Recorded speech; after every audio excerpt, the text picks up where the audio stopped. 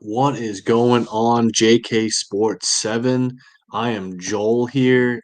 Just want to take a moment as a first week of the free agency happened.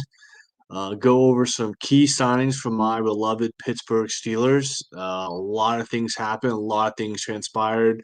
Then look forward to what's next for the Steelers, what we got going on next, things that could happen, hopefully happen. We have to start with the big move of offseason, trading for DK Metcalf for a second round pick and then contract extension, 5 years, $150 million. Huge deal for the Steelers. Gives them a bona fide number one receiver under contract. Gives them a lot of flexibility of what they can do next. Adds to the wide receiver room. We have DK Metcalf. We have George Pickens, Calvin Austin, Wilson's going to come back next year. Really solidifies that number one, that wide receiver room. Huge upgrade for him for sure. Gives them flexibility.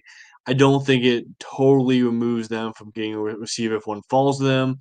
With George Pickens only 1 year left on his deal, we could look to move him, get another second round or a late first round pick if the picks fall where they could to get in that first round, get a young quarterback. Or if like a Mecca Buka falls them at 21, still draft that guy and move on from Pickens. The reason I say that is simply attitude issues. Pittsburgh does have very low tolerance for that. We move on from receivers quickly. We've seen with Antonio Brown, even though Emmanuel Sanders. Once they become an issue, get them out of the room, move on. We don't want that drama in our receiver room. I think with the addition of DK Metcalf, we can play it out with George Pickens this year, see if it's a turnaround. But I don't see the Steelers making a big contract deal with George Pickens for $30 million, which he's going to want, and having $60 million tied up in that wide receiver room. Love to have it, but you view them as very similar receivers, DK and George. I think that you try it out for a year. If you want to go that route, if it was me, I'd move on from him. He whines, complains, wants the ball, drama queen, stuff you don't want there. I think you get DK Metcalf. He's had some issues in the past, but I think he's been a lot DK Metcalf's penalized a lot, but I think his attitude tends to be in a good spot.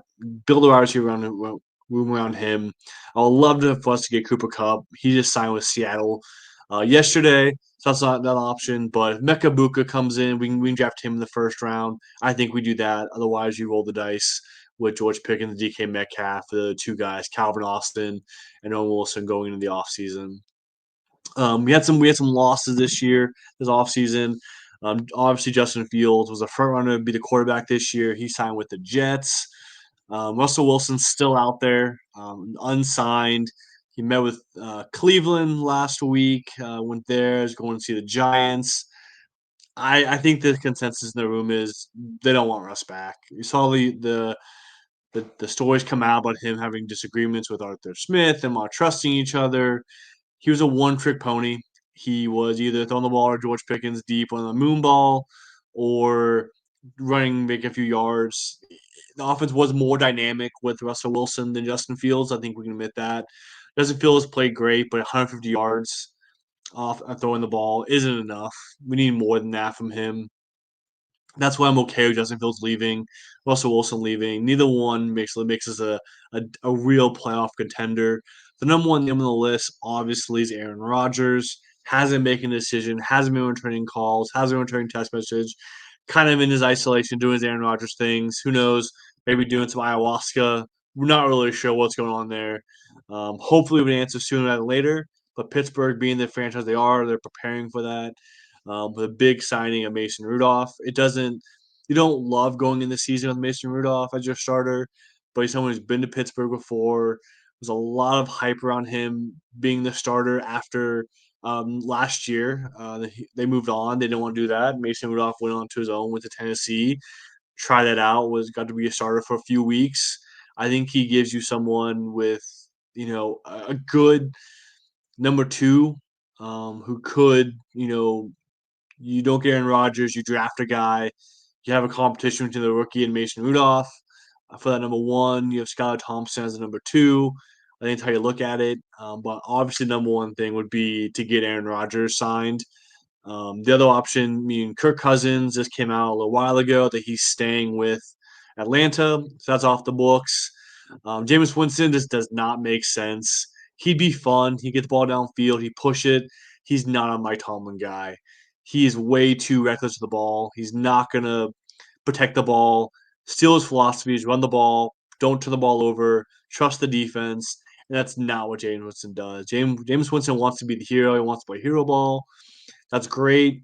He made some great times, made Jerry Judy a viable wide receiver one. But for Pittsburgh, it does not make sense in that situation. So I think you can look at Aaron Rodgers as number one. And if that doesn't happen, you draft somebody. You hopefully maybe get back in the late rounds of the first round, get Jackson Dart. I know they really liked Ewers from Texas. He could probably be a third round pick if he stays there. If those guys go earlier, Jalen Milrow is really, really raw. Not really the type of guy you want. You heard Art Rooney mention he wants two quarterbacks that are similar. I don't think Jalen Milrow is similar to Mason Rudolph or Skylar Thompson. I think that you don't go that route. I think Quinn Ewers would be the guy. Will Howard, maybe from Ohio State. But I really think if you don't get Aaron Rodgers, you look to move around the draft a little bit. Maybe get Jackson Dart as your guy, have him compete. Maybe have Mason start the season as a starter, then move on. I think part of the deal with DK Metcalf's 5 years, he's secure, knowing like, hey, this quarterback situation isn't solved, or it's gonna be a growth. I think you gave him that 5 year deal out of like a 2 or 3 year deal. Say, hey, stick with us. We're gonna get the quarterback thing right. We're gonna develop somebody.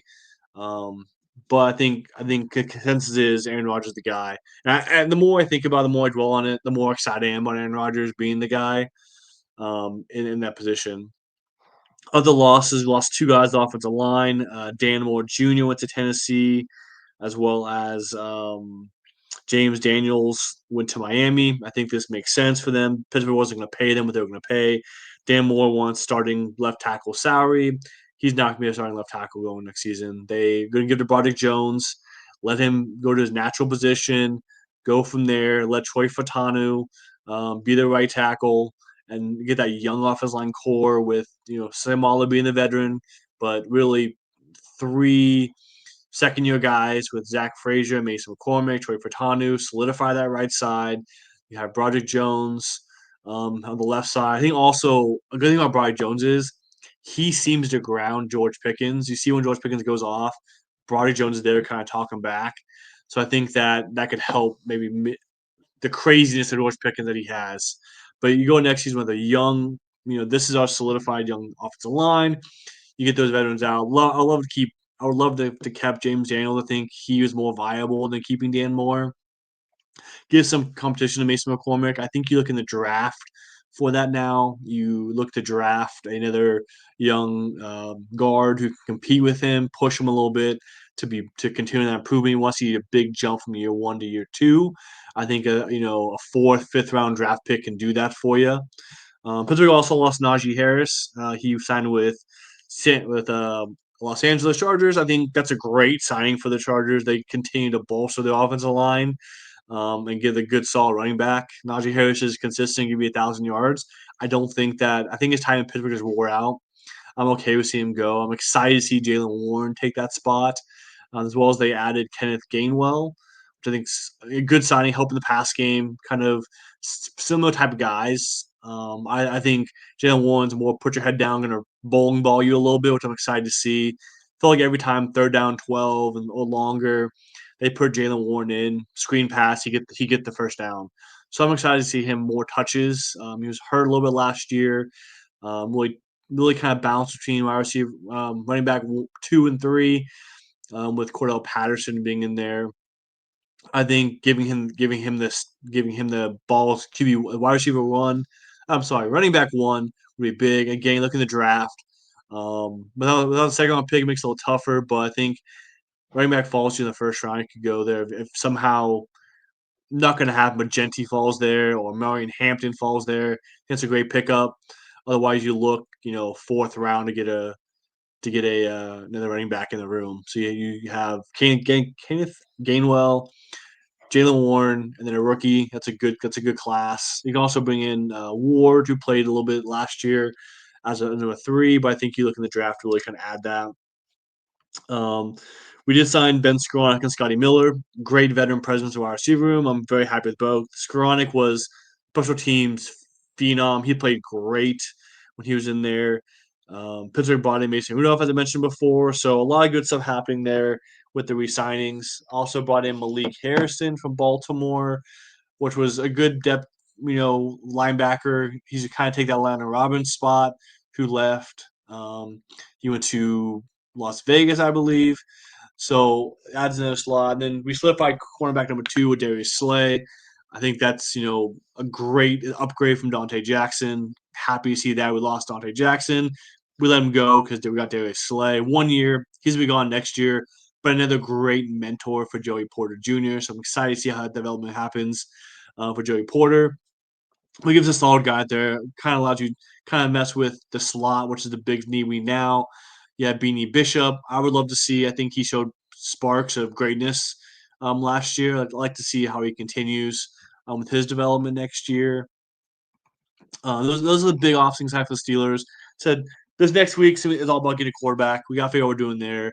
I think with Mason Rudolph, it doesn't make us needy. It doesn't make us make a brash move.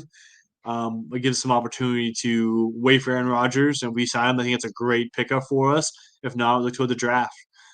That's just want to hop on here, guys, and talk about the Steel offseason, what happened, what's going to happen. We'll be in touch. I think Kevin's going to do one of these for Denver. So, you Denver fans out there, stay tuned. He'll get you all updated on the Denver Broncos on what they did in the first week of free agency and looking forward to week two.